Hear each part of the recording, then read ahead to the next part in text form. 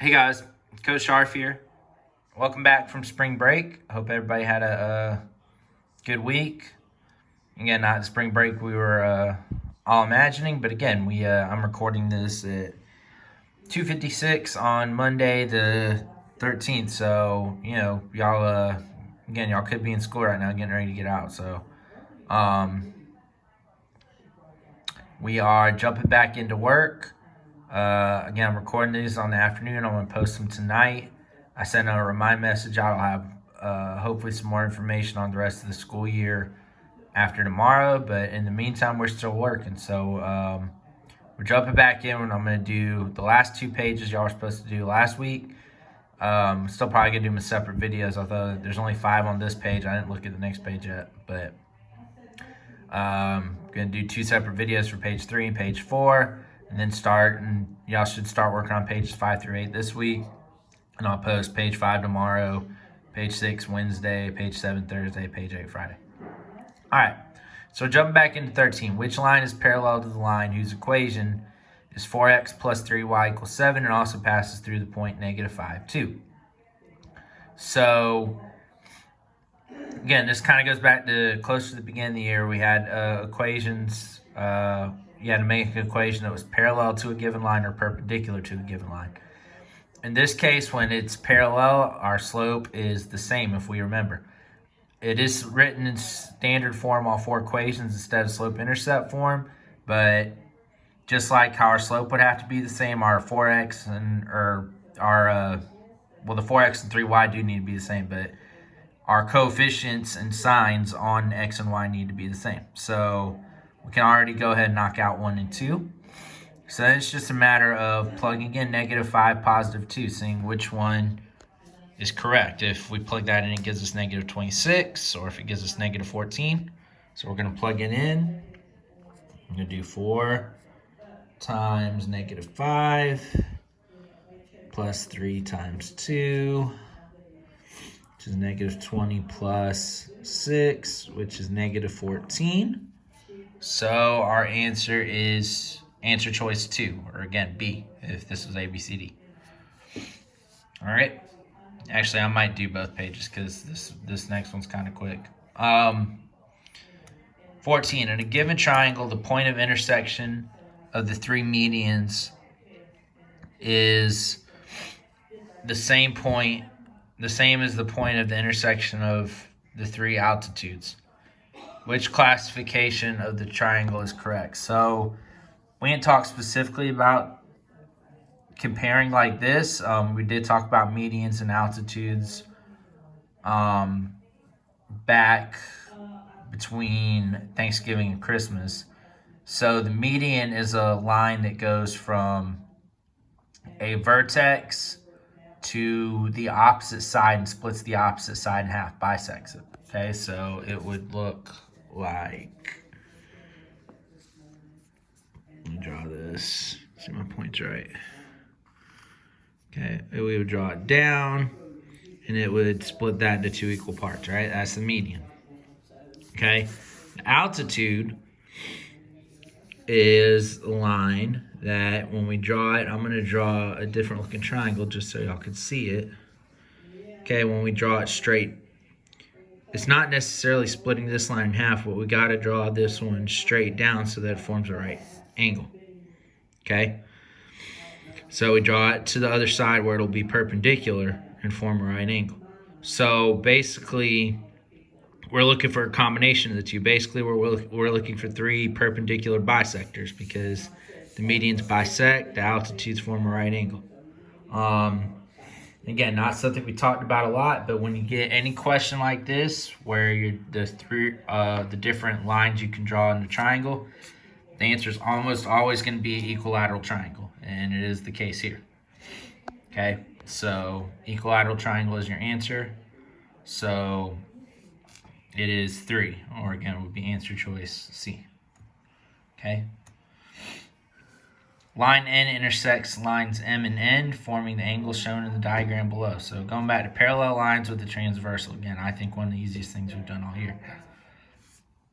So if you look at the 2 angles that you're given, they're both interior, inside the parallel lines, and they're on opposite sides of the transversal. Again, we're trying to figure out the relationship and see if they're congruent or supplementary. These are alternate interior angles, which are congruent. So basically, in order to prove that L is parallel to M, these have to have the alternate interior relationship, which would be congruent. So we would have to set them equal to each other and see what value of X would make them equal. So we're just going to set them equal to each other. Let me write it out before I bring the camera over here. 6x plus 42 equals 18x minus 12. All right, so I'm going to subtract 6x from both sides. Okay, then I'm going to add 12 to both sides.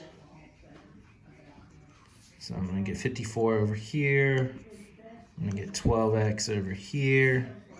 Divide by 12, and I know this one in my head, do not need to put in the calculator. If you do, that's fine. It's going to be 4.5, which I believe is one of our answer choices. It is answer choice 2. All right. I think I am going to try to do this all in one video because I'm going kind of quick. I am going to need to go get a paper towel because I just don't have one to erase my whiteboard. All right. As shown on the graph below, triangle R prime, S prime, T prime is the image of triangle RST under a single transformation. So we started with the one in quadrant 1, went down to quadrant 3. Which transformation, it's a single transformation, does this graph represent? Well, all right, let's look at it. Translation. Well, we know it's not a translation. We're trying to get rid of the ones we can do. We know it's not a translation because it would have to still be orientated like this, okay? R would have to be pointing up, right? Okay. Could possibly be a rotation. I know I'm going top, bottom, top. Line reflection. Again, it's just a reflect. When it says line reflection, it's just a regular reflection over a line. Obviously, it's not over the y-axis, or it would be over here. It's not over the x-axis, or it would be down there.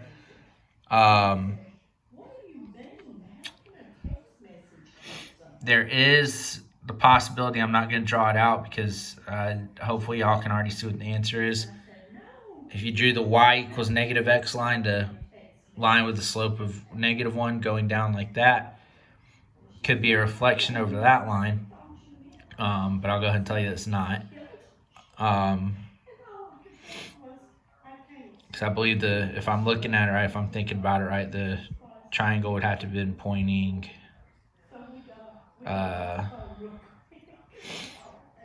R would have to be over that way, pointing that way. So it almost had to be inverted. T would still be in the same spot, but R would be over here and S would be down here. Glide reflection. So not something we talked about a lot. We actually, I might have mentioned it once or twice. It's nothing that we make y'all learn, but it's a glide reflection is actually, you can represent it as a single transformation, but it's really a composition of transformations. It's a translation and a reflection done at the same time. So it would have been either moving it over and then flipping it, and it would have been facing the other way, or moving it down and then flipping it, and it would have been flipped up facing the other way. So it's none of that. So it's a rotation. And again, I think that's hopefully kind of obvious, 180-degree rotation.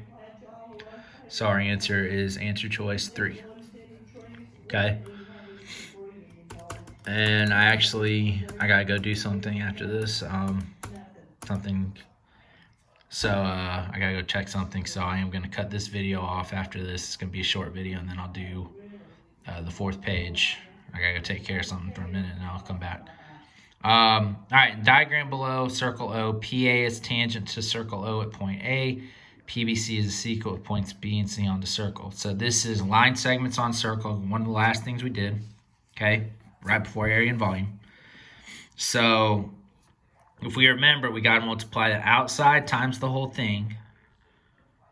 And then when it's the tangent, we got to set it equal to whatever that is squared. Okay, so it's going to be, I'm going to kind of draw the diagram here. All right. So we did a worksheet on it.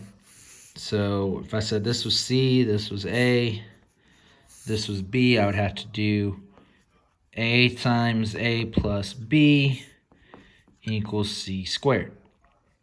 Okay, if we look, a is 4. I don't know b, that's that part, and then c is 8. So let's see here, I'm going to have 4 times 4 plus, I'll say that's an x. We could put an imaginary x right there, okay? So 4 times 4 plus x equals 8 squared. All right, I've got to distribute there. 16 plus 4x equals 8 squared is 64. I'm going to have to carry this over here. Let me actually move my whiteboard. All right, I would subtract 16 from both sides. Running out of room, so I'm not actually going to show it, but subtract 16 from both sides would give me 4x equals 48. Divide by 4. X is 12. And that is answer choice number 4. Okay? So there you go. Page 3, only 5 of them. A couple of them you didn't even really have to show any work. Again, 14 I kind of did, just so y'all could see it. 16 y'all didn't really need to show work. So there's that. So let me sign off. I'm going to go take care of this thing I need to take care of.